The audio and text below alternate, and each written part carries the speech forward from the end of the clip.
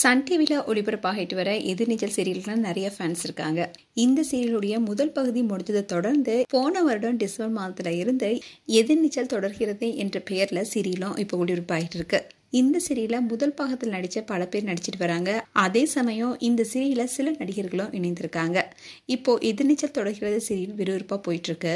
தர்ஷன் அவருடைய அப்பா குணசேகரன் பார்த்து வச்ச பெண்ணை திருமணம் செய்து கொள்ள மனம் இல்லாம வீட்டை விட்டு வெளியே ஓடிடுறாரு. தர்ஷனை காதலிச்ச பார்கவியும் பிரச்சனை வேறான குடும்பத்தோட அங்கிருந்து போய் கொடைக்கானல்ல இருந்தாங்க.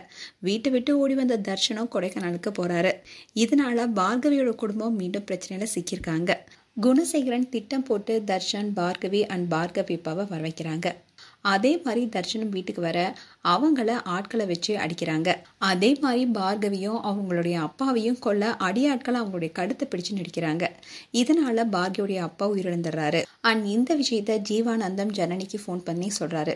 அண்ட் இதை கேள்விப்பட்ட ஜனனி ரொம்பவே ஆக்ரோஷமா கதிரை அடிச்சுட்டு குடும்பத்துல இருக்க அத்தனை பெண்களுமே ஹாஸ்பிட்டலுக்கு போறாங்க. அப்போ பார்கவி அப்பா இருந்ததுனால கதறி அலறாங்க. ஆனா அவங்கள சமாதானப்படுத்த முடியாம எல்லாருமே நிக்கிறாங்க.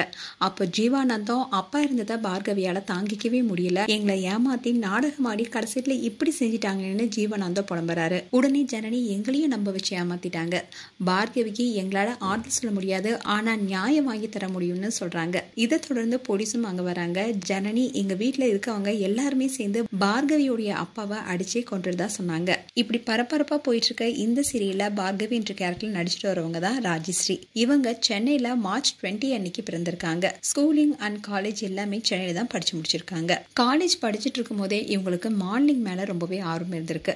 அதனால மாடலிங் துறையை தேர்வு செஞ்சு பல ஆடும் பண்ணியிருக்காங்க.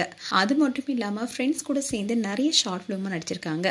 அப்போதான் எதிர்நீச்சல் தொடர்ந்து சீரியலுக்கு ஆடிஷன் நடந்திருக்கு. அதுல ராஜஸ்ரீ நல்லா அந்த ஆடிஷன்ல பெர்ஃபார்ம் பண்ணதுனால அவங்களுக்கு பார்கவி என்ற கேரக்டர் நடிக்க வாய்ப்பு கிடைச்சது. இப்போ ராஜஸ்ரீக்கு பார்கவி என்ற கேரக்டர் ரொம்பவே பொருத்தமா அமைஞ்சிருக்குன்னு தான் சொல்லணும். ரொம்பவே யதார்த்தமான நடிப்பை கொடுத்துட்டு வராங்க. இந்த சீரியல் தான் பார்கவிக்கு முதல் சீரியல்.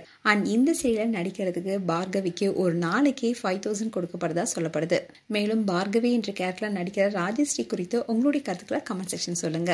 இது போன்ற வீடியோஸை பார்க்க நியூஸ் தமிழ் கிளிட்ஸ் சேனலை சப்ஸ்கிரைப் பண்ணுங்க. மறக்காம நோட்டிபிகேஷன் பட்டனை கிளிக் பண்ணுங்க.